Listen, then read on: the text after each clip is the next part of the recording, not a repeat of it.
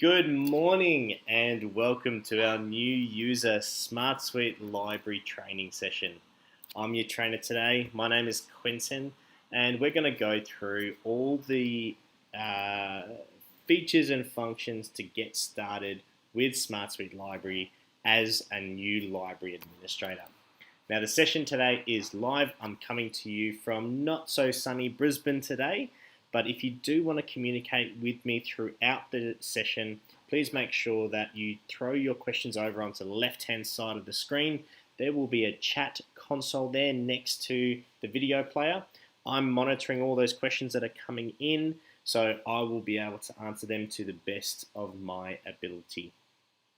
A couple of things that we're going to be going through today is what you need to do to get started with SmartSuite-Library, setting up a number of different things to make sure that it's going to make your lives a little bit easier. We're going to go through the basics of using the system. So the first couple of things like circulating, how to add books onto your system, we're going to go through that today, and then how to communicate with our customer service team members. So by the end of the session today, you'll be able to get started with SmartSuite-Library, and then you can join us for additional training sessions on more advanced functions like setting up your overdue notices. So without further ado, let me just flick my screen over to my screen here and we'll kick off and get started. So a couple of things that we need to do before we get started with the system. Number one is SCIS, connecting your SCIS account with the SmartSuite-Library system to make sure that you can do all of your importing from SCIS. Now, we need to go and get SCIS to activate something on the account before we do anything in SmartSuite. So what we want you to do is to head over to Google, and in the Google search bar, we want to type in the word SCIS, S-C-I-S, space, followed by Z3950. The top article on Google is how do I set up Z3950 for my school's cataloging information service. Okay, and that's going to walk you through all of that process. Now, it does give you the ability to log in and apply the settings yourself within your SCIS account. If you cannot see the Z3950 information heading, it asks you to contact them and have that enabled. Okay, so you need to go and follow these steps. Make sure that you have activated that before you do anything within SmartSuite. If you do need to contact them, please wait for them to confirm that the Z3950 service has been activated before you do the following step. Once you receive an email from SCIS saying that it's been activated or you've been able to complete these steps successfully on the SCIS website, then you need to come back to SmartSuite and we need to embed your SCIS username and password into the system. Now, everyone should have received a welcome letter if you're a brand new school that's come on board with SmartSuite-Library. If you're a new librarian at your school, there should be another administrator who can give you admin rights and send you the welcome letter. If you don't know what your user account is, contact our customer service team at support@functionalsolutions.com.au and we can help you to get started with an account. Okay, if you have received that email account, it will have the URL for your system, okay, which is not going to be ssdemo, it's going to be your school domain.functionalsolutions.com.au. Okay, it will bring you to a page that looks like this or looks like this. Okay, from here, click sign in on the top right hand corner and put your username in. Username is usually your school's email address. Enter your password and that's going to allow you access to the system. Once you're in here, we need to go and add your SCIS details into the SmartSuite-Library system. So top left-hand corner is our system menu icon. Looks a little bit like a hamburger. Click on that. Click down at Catalog, followed by Global Catalog. This is where we do all of our SCIS importing, and we'll go through that in a little moment. Okay, but for now, we want to head down to the configuration button in the toolbar at the bottom of the page, click the up arrow, and select Z3950 databases. In here, enter your SCIS username, followed by your SCIS password, and click the update button. That's all you need to do to get SCIS connected with your SmartSuite library system. So that's the first thing we need to do. The second thing we need to do is we need to tell the system what our spine labels are that we're going to be using when we're cataloging books into the system. So on this same page, whilst we're here, we're going to go down to the configuration menu again, clicking the up arrow, and we're going to select default spine label. Now my system has a number of different spine labels here because obviously we do presentations and demonstrations for a whole variety of different scenarios. But when you click the drop-down menu on your system, you're going to see the default list of all the spine labels that are configured or come pre-configured in the system. So all that you need to do is select the spine label that you want to use and click Save. And once we've done that, we're now ready to get started and using the system. Okay, so they're the two things that we need to do. With our system, let's jump into some hands-on training now. With our system, every administrative page has a toolbar that appears at the bottom of the screen, and this will allow you to control all the features and functions that are part of this particular screen. So if I head over to Patron Details, you'll note at the moment I've got my upload and configuration buttons and a whole bunch of different settings for importing books into my system. When I head to Patron Management,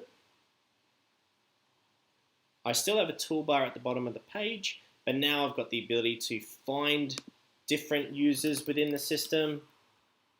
I've got the ability to make changes on their name. So I'm going to change their security from 0 to 10 and to save those changes. I've got the ability to reset their password on their behalf if we're not using single sign-on, send them a login information email, delete their account, and also create a new user. Okay, so all those functions are always found at the bottom of the screen in the toolbar, and it's the same when we move to catalog in a moment. You'll see the same kind of buttons and functions down the bottom of the screen. If I wanted to add a new user, I click New, everything goes blank, and I basically start typing my information. Okay, if I'm using barcodes for my users, grab my barcode scanner, scan the barcode in, enter their username, network username,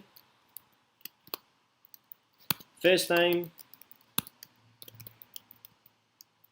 email address,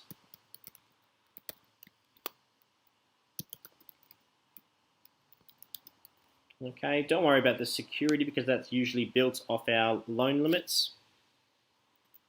Select a year level, select a homeroom, okay, and make sure that we select the appropriate role. All right, now this is very important, not for the students, but for your teachers and administrators. So this here will give users different access to the different pages that are within the system. Okay, student is the lowest user role that is available. That gives these profiles the ability to search for books, reserve books if you've enabled reserves, to review books if you've enabled reviews, and to check their own loans and overdues and their own profiles. They don't have much more control than that. If this is a teacher and we want them to have access to create lessons using smart classrooms, to create lists and share them, to access the TV4Education content, we need to make sure that we remove the student role by clicking the cross, and then we click on the field and select teacher. Okay, if we're dealing with an administrator and we want to give them administrative rights, okay, we can remove that teacher role, and give them librarian rights. Okay, and there is a little bit of a tip and trick with this particular field. If they are a teacher and we're a small primary school where the librarian isn't always available and we want the teachers to help out with circulation, we can apply more than one user role to the user as well. Okay, you can see here that we've got the email login button ticked. Okay, what that's going to do is if I hit save, it's going to generate a password for me and it's going to automatically email this user all the information for them to log into the system. Okay, got a little prompt here saying that the password will automatically generate. We'll click OK. That's going to save the user in the database, create a password for them, and send them an email so they can get started with your system. If there's any loans that are currently on loan to this user and I try and click delete, it's going to not allow me to delete them. I'm going to have to remove all those loans from the user first before I delete them. Okay, this can be done by marking the books as lost or processing them a number of different ways, which we'll go through in advanced training later on. Okay, if there are no loans against that patron, we click OK, purges them from the system. They can no longer log in, reserve books, or interact with the system. So managing users is very, very simple. Click on New to add a new user. To make any changes, simply put your cursor into the relevant field, make the change and hit save. And if we want to remove them, we hit delete. We also have a bulk import facility, which will allow you to extract all of your patron data from your school management system in CSV format and to import the entire school list, including all your teachers and helpers, in the matter of a couple of seconds. Again, advanced user training is going to be held on that in the coming weeks. There is also articles and previous sessions that we've done on patron importing that you can access through the various support initiatives that I'm going to go through with you at the end of the session. Moving on, we've dealt with our patrons. We're now going to have a look at managing our catalog collection. So again, we're going to navigate by clicking on System menu, top left-hand corner, followed by Catalog, and then the Catalog option from the sub-menu. Now, just a reminder to everyone, I am watching the chat console. If you are wanting some further clarification or you want to ask a question about something that I haven't yet covered, chuck it over in the console on the left, on the right of your screen, and I'll be able to answer those for you. Now this screen here, this is our cataloging screen. At the top of the screen, we have the title of the resource that is currently active. We then have a number of different tabs which will allow us to see different types of information for that resource. So we're now on the basic tab, which is showing us all the main information on the title. Title, ISBN, US mark or SCIS number, call number, edition, collation, security, media, and the date that this was added to the system. If I click on subjects, I can see all the subjects that have been added to that particular resource, any URLs, local subjects, authors, etc., etc. Down the bottom of the screen, I've got my toolbar again. I've got the ability to navigate forwards and backwards in the collection. I've got the ability to click find and locate a specific book or resource. I've got the ability to make changes, so I can add another authority file in and click save, and those subjects are now part of my catalog record, and I've got a number of different options down the bottom too. Okay, once we know how to run patron importing, where we can add users and delete users and change users, the same workflow carries across to the cataloging system. Instead of adding and deleting users, we're now adding and deleting books. Okay, so if we want to do original cataloging, we're not going to be doing SCIS. It's not on SCIS, or it's an asset that we're dealing with. Down the bottom in the toolbar, we have a whole bunch of options. I'm going to select Add a New Title.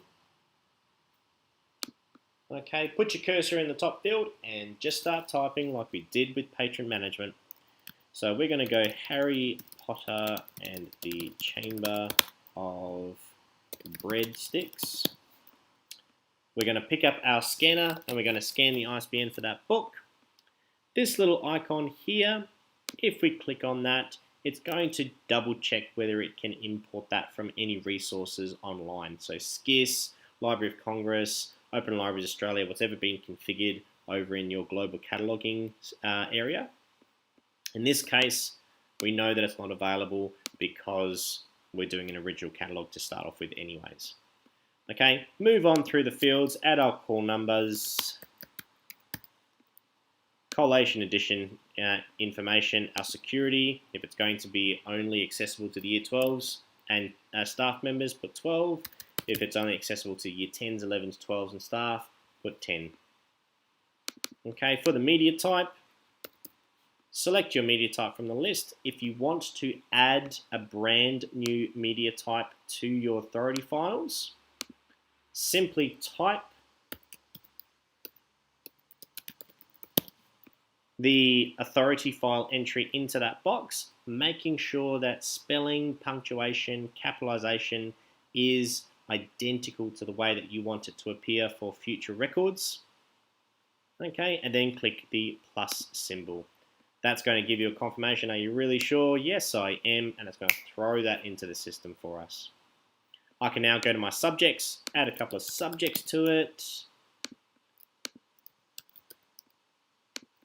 Go over to my authors.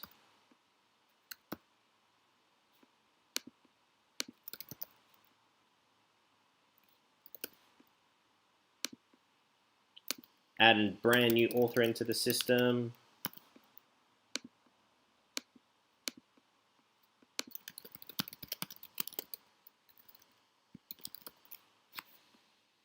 Clicking that plus symbol. Okay, and I can continue moving through all those tabs at the top. Once I've finished doing that, I click Save. That inserts that title into the system for me, and I can now go to my Copy tab, and I can start cataloging my individual copies into the system. Now, the way that we do this, anything that's highlighted in this light blue color is telling us that this is where we can put new information into the system. So I'm going to find my light blue color, put my cursor into the barcode, grab my book, and scan the barcode that has been assigned with the book. I can then move across to the various fields and select my copy status, my location, my sublocation, my loan types, my renew types, and if I wanted to see extra information that I can add, click the plus symbol to expand that particular copy, and I can also select a supplier, cost center. I can add in the costs that I purchased the resource for, my intended replacement cost for the resource, and any fines that I want to run if it's overdue. I can place some comments in there, and once I'm finished, I can hit save. Okay, I know that's saved because it goes to a grey color scheme. Okay, underneath it, we've now got that light blue, which will allow us to scan and add in information for a new copy. Okay, adding resources, really, really easy. Clicking new down the bottom to add new copies, new titles, and anything else that relates to that particular title. If we're wanting to add a number of copies to the system, we don't necessarily want you having to manually go through and add all the information over and over and over again. So what we've done is if you head to the copies and you expand the copy by clicking on the down arrow to the left of the barcode, you'll see that there's a little toolbar just for that one individual copy. One of the functions in there is duplicate. So if I hit that, it's going to copy all that information from copy number 1 into copy number 2. I scan my new barcode into the barcode field and I hit save. Okay, that's now saved because it's that grey colour scheme. And again, I can do duplicate again, scan my new barcode, and hit save. And this will allow us to add multiple copies into the system. Now, I've got 3 copies that are now associated with this title, and I'm happy with that. If we've got 45 readers that we need to add into the system, we also have the bulk copy generator. This will allow you to scan one barcode, tell the system create 132 copies for me, and it will automatically create all of those copies in the correct chronological order for the barcodes in the matter of seconds. So you don't have to sit there manually hitting expand, duplicate, expand, duplicate. Okay, very, very simple, very, very quick little system there. But something that, again, we'll cover in more detail either in one of our upcoming advanced sessions, or you can reach out and have a look at an article on how to run that particular system.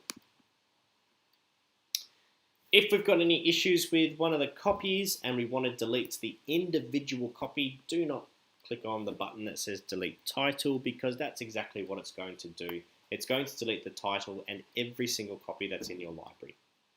Okay, what we want to do, expand the copy that we want to delete. In this case, it's copy number 2, and click the delete button associated with that individual copy. There's a confirmation that will list the barcode number for you, so you can verify the barcode and make sure that you're happy with that. Click OK, and it's gone from the system. You can now move on with your day. If you do want to delete a title, you want to get rid of the title and all the copies, it's an old resource, no one's been reading it for ages, click delete title down at the bottom. It's going to give you a confirmation. Type the word yes and then click confirm. And that's going to purge that entire record from the system and take you back to the next record in your collection. Okay. Managing your collection is just as easy as managing your users. It's all about putting your cursor into the correct fields, typing the information in and hitting save down the bottom, or clicking delete, and that's going to remove the resources for you. Okay, we do have the ability to do things like connect with the various reading programs. We've got the ability to create kits and have the system manage the different resources within the boxes, as well as separate the kits and manage the separated items. We've got the ability to see who has resources on loan directly from this screen. Okay, if we expand it, it'll tell you exactly who it's on loan to, when it was due back. You can email them directly from here. You've got the ability to mark resources as lost, run assets and maintenance systems. It's a very, very powerful library management system. Okay, but let's get started. Let's get on to the cataloging and circulation and managing users. And once you're comfortable with that, join us back here with another one of our YouTube sessions, and we will take it to the next level. The other thing you can do, call our customer service team members, reach out on the concierge and say, hey, I want to do kits right now. Can you give me some help? The customer service team members will get back to you.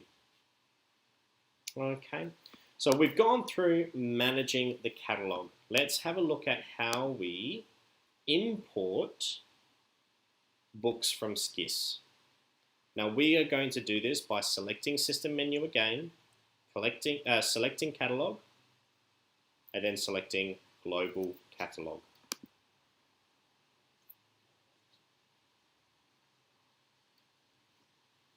Okay, now on this screen, this is where we're going to scan all of our ISBNs and barcodes and have the system import the data from SCIS into the system directly for us. So we don't have to play with usmark.dat files anymore. We don't have to download anything and upload anything. It's very, very simple. Now the way that we want you to run this system is to work left to right. All right. Now on the left-hand side, you can see that I've got all the fields that we have in the copies area of the catalog. Things like location, sublocation, loan periods, costings, etc. So what we want you to do is we want you to tell the system before you import, everything that I am about to import right now needs to have the following information. So we're going to leave the security at 0. The items aren't going into the primary library, they're actually going into the location library, sublocation fiction. The loan period for these resources aren't going to be fortnightly, it's going to be, let's say, 1 week. The renew period is going to also be 1 week. Copy status is going to be available. We're not going to run a cost center, and the supplier for these particular books was Book Connection. Okay. We're then going to put a cost in for the first book, which was $23. We're going to grab our book and we're going to scan the ISBN. Now I don't have a scanner connected, so I'm going to quickly go to Google and I'm going to grab an ISBN for a book. Okay, but what you will do is you'll pick up your first book and you will scan the ISBN. Now as soon as you scan the ISBN, the field is going to move over to the barcode field. Now you're going to grab your scanner and you're going to scan the barcode that you have stuck onto that particular book. You're then going to have a look and you're going to change the cost of the following book to $45, and you're going to scan the ISBN and the barcode again. Now the following books all have the same information. They're all $45 and they're in the same locations and sublocations, etc. So we're just going to continue to scan the next books. Scan, scan, scan, scan. We've now got a new book. We come over here, we change the cost. We might even change it to a fortnightly loan period. And renew period. And we come back and we continue to scan. Okay. Now what's going to happen is as we're scanning, the system will give us a green success message to say, I have taken your ISBN over to SCIS and I've downloaded all the metadata for that book directly into the system for you. I've then created a copy for that book and I've applied all of the information that you see on the left-hand side. I've then taken your barcode and I've assigned it to that copy, and I've also downloaded that book cover for you. Once it's completed that entire process, it gives you a green success message on the screen.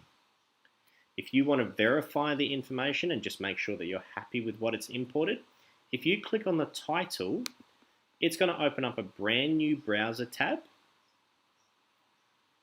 and it's going to take you directly to that catalog record so you can verify the information. Okay, in this particular circumstance, I already had this book in my collection. So what it's done is it's appended all of the information to my record. So if I didn't already have the subject witches and warlocks, it would have added that into the system for me. But it's also highlighted the copy that it's imported. And if we expand that, you can see there's my cost, which was $23, the library and location, fiction sublocation, and my weekly loan periods. That was all added in, including my supplier, which was what I selected on the left-hand side of the screen here. Okay, if we wanted to make some additional changes, we can go ahead and do that. Hit save. Once we've made the changes, we then close that tab down and move on to the next resource. Okay, so we just go through that process, scanning those books in. Once we've finished with our session and we want to get all the spine labels out of the system, go down the bottom here to print. That's going to open up a new tab for you. Send all of your barcodes that you've just imported into the system to the spine labels. Okay, it'll give you a print preview so you can verify what's coming out to the printer. If you've already used half a sheet of labels, all you need to do is count the blank ones. So 1, 2, 3, 4, 5. type that into the field in the toolbar down the bottom of the screen and hit generate again, and that's going to start printing from label number 6. Okay, if you're happy with that, hit print. That's going to send that over to your printer so that you can stick them and put them onto the books.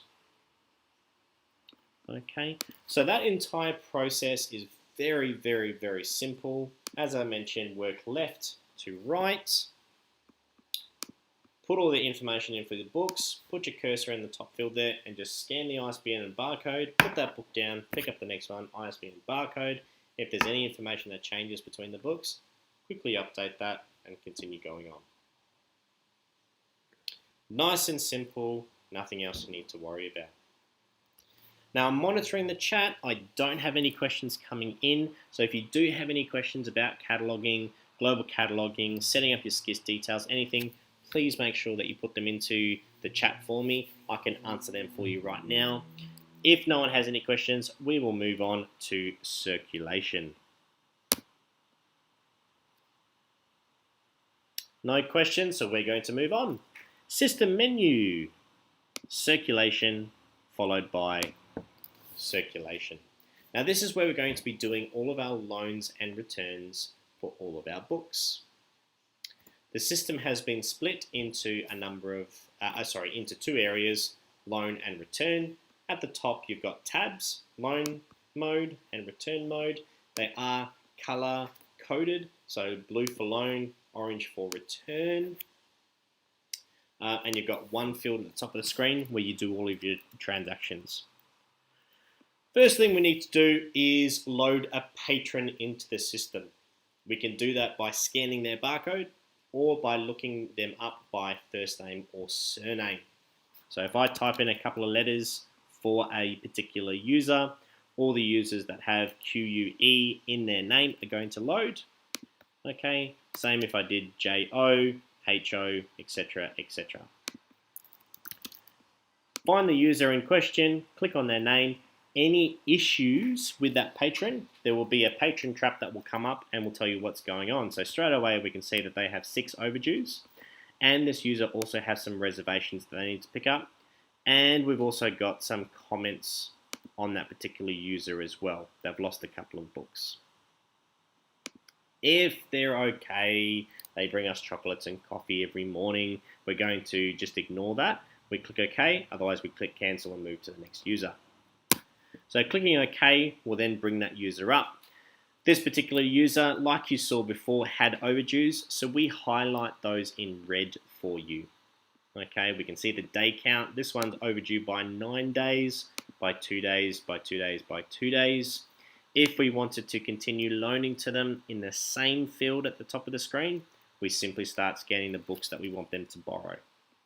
Any patron traps will come up for that particular item. So we can see that this one is currently on loan to somebody else. There is a comment on the book that we need to look at, and it's also part of a kit. Okay, so this is going to probably not happen for you guys because of the data that's in my system. We try and illustrate everything that we can at once. So if we're okay with this, we just go okay. We've exceeded our loan limits, and that's why it hasn't allowed us to borrow any more. So let me just return some of these items quickly.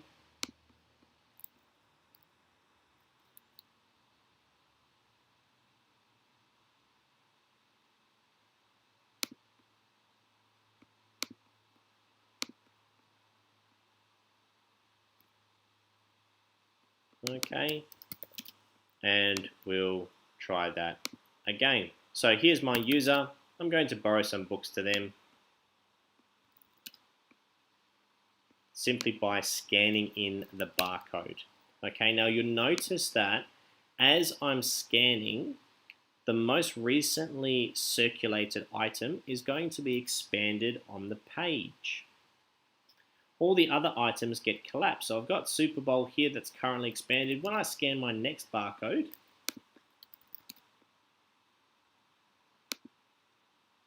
okay, Super Bowl gets collapsed and Catalyst gets expanded as my most recently circulated item. And we do that just so that if you do get distracted, you're telling a student off for throwing books in the library, you come back to the screen, you don't know where you're at. Okay, straight away you look at the screen and go, okay, the one that's expanded, that's the one that I most recently circulated. Now that carries across to returns as well. So the most recently returned item was my multimedia resource here. Okay, you'll also notice that these resources are all highlighted in green. Now we do color coordinate all of our loans. Okay, so if they are highlighted in green, it's telling you that those resources are due back today. So if they have reached their available limits and they're about to borrow another resource, okay, we can make a decision, or let's say that they haven't reached it yet. Let's say that they have one resource left and they're about to borrow another resource. We can say to them, well, hold on. If you borrow another resource today, you're going to have 3 items that are overdue by the end of today. So I'm not going to give this one to you just yet. I'd like to see those other 3 first. Okay, and that's why we highlight it, to give you that information to make those decisions quickly and on the fly. Green is available today. Red is it's overdue. The color coding combination of white and blue means that it's currently on loan and within the due date. And if we have a highlighted resource as orange, it means that it's been marked as claimed returned. So on a particular user's name, we can mark a resource as lost by expanding that individual item that's on loan and clicking lost. And that's going to put a comment on the title saying that Quentin lost this book. It's also going to put a comment on the individual patron's profile to say that they lost this particular title. Okay, it's also going to remove it from this person's loans, and we can also run a whole bunch of reports at the end of the year or at the end of the month to charge to that user's account. Okay, but let's say the book isn't lost. Let's say that the student just isn't sure, or they said, no, I returned it to you last week. You were in the middle of a conversation with Mr. Francis, but I definitely handed you the book back. Okay, you remember that you were having a pretty in-depth conversation with Mr. Francis last week. It's very possible that they handed the book back to you, but you just can't be sure. So what you can do, instead of marking it as lost or letting the book go into overdues, you can mark it as claims returned. Quentin said that he returned the book to me last Wednesday. He's usually full of crap, but it's very possible that he did. Okay, these comments are all private and only accessible to users like librarians and administrators. Okay, or anyone else that has access to the circulation screen. So the comment is in there and it highlights it as orange. Now what that's also going to do in the back end is when we do our overdue reports, it's not going to include the claim returned items. We do have the ability for you to trigger it so that it does, but by default it will remove those resources.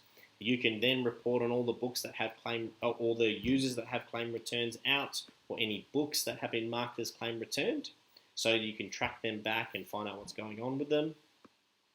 And every time we bring up the user, you can see straight away they've got a claim return because it's been highlighted in orange. Okay, so it's a very, very, very useful feature. If you're wanting to return books, you do have the ability to tick. Sorry, I clicked on the title there. Tick the tick box there and hit return down the bottom. Okay, or if you've got the books in your hand, hit return and start circulating those resources back into the library. Okay, any Patron Traps, they're going to load as well. And we just continue to move through the transactions. If there are any traps that are becoming frustrating, things like when I'm returning, I don't really care whether the book is marked as available or not. Top right hand corner, you've got the cog. That will allow you to go in and customize all the validations and checks that the system does. So catalog circulation warnings returning, warn if an item status is not online when returning. So if it's available, couldn't care less. Just turn that off, hit save, and the system will no longer do that for you. Okay, so as far as getting started with SmartSuite-Library goes, that's the basics that we're going to go through with you today. As I said, every week we do a minimum of 8 YouTube training sessions to keep you not only upskilled in the system, but to introduce new features to you that you may not have used just yet. Make sure that before you close your browser today, you subscribe and you hit the bell. Now what that's going to do is it's going to notify you every time we post a new video, every time we schedule an event, or anytime we go live to remind you of when we're going to be doing these types of sessions. If you're wanting to browse the library, all of our events are all recorded and available within 60 seconds of us closing the event off.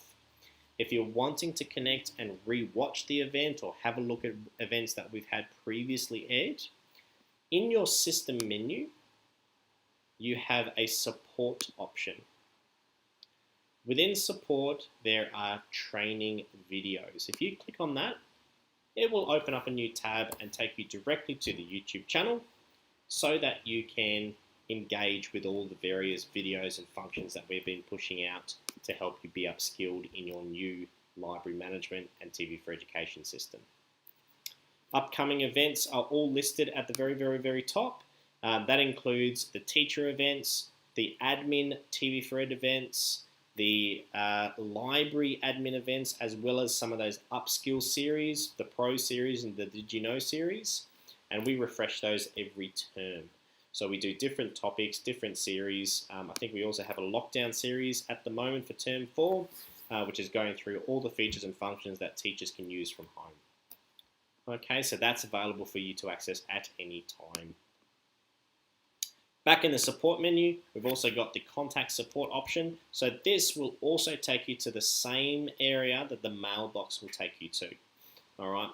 That is basically the way that you can communicate with our customer service team members via tickets. Now, if you've called us, or if you sent us an email, or you've faxed us something, it all gets converted to a ticket. So you can track all the correspondence into the customer service team and out from the customer service team. So if we've sent you a really cool article last year in July, you'll be able to go back to all your tickets from July and pull up that article again to see what's going on. Waiting for response, that means that we're waiting for you to give us a reply to the ticket. If it's open, that's with our customer service team. If it's closed, you don't need any help any longer. So make sure that if we have answered your tickets successfully, you go ahead and close that off for our customer service team members. Back over in support, we've also got the search help. Now this will take you to our help articles website where you can do things like search for how do I create kits. Okay, most of our articles, if not all of our articles, have very detailed instructions with images, animated images, as well as videos that go along with all of those as well. And they're all accessible for you to watch through the search help. We've also got an FSI community. So if you are on Facebook, join all of our SmartSuite-Library and TV4Education users from all over Australia to talk about all things SmartSuite, TV4Education, education, library, and everything in between. We also run a couple of promotions through that group that are exclusive to the group. We're not publishing those via emails to anyone else. So it is an exclusive group. You do need to be part of that community in order to gain access to the iPads and the giveaways that we're doing. And you will also have access to some of our events that are only being run for the FSI users, FSI user community. Another way that you can communicate with us is the Concierge. All right, this is a priority hotline to our customer service team members. So this is only available to our new users. We know that there's going to be a couple of questions that you need answered straight away, so we've given you that priority line. It's not a robot, so you can be assured that it is team members on the other end of that conversation. Put your questions in there, have a conversation with our team. If you just need someone to call you, say, can you please call me at this date and this time, and we'll schedule that on our end. Finally, we have the Quick Start Guide. Now, this is where our customer service team have gone through the hundreds and hundreds and hundreds of articles that are available on the Online Help Center, and they have condensed it into all the features and functions we believe that you will use within the first 6 months of the subscription with our system. All the videos have those pictures and very detailed steps on how to go through and use the various functions. Top right hand corner of all the articles is also a little video. So if you're looking at this on your computer, clicking the link will take you directly to a 30 or 40-second video specific to that particular function. If you have printed it out, you can point your camera, your smartphone camera, at that QR code and it will load that video on your phone. Okay, so this particular guide has been formatted for you to print and store in a folder for quick access. If you are a school that allows teachers to circulate themselves, my recommendation would be to print off pages 10 and 11 and stick these onto the circulation desk. Now the reason behind that is we've got 4 steps on how to loan books, 3 steps on how to return books, and a very clean video that your teachers can go, I just don't understand what I'm doing wrong, scan with my mobile phone, and it will bring up the video on their device so they can watch a quick video for 45 seconds and make sure they're doing the right thing. Okay, so all those support initiatives are available to you right here, right now.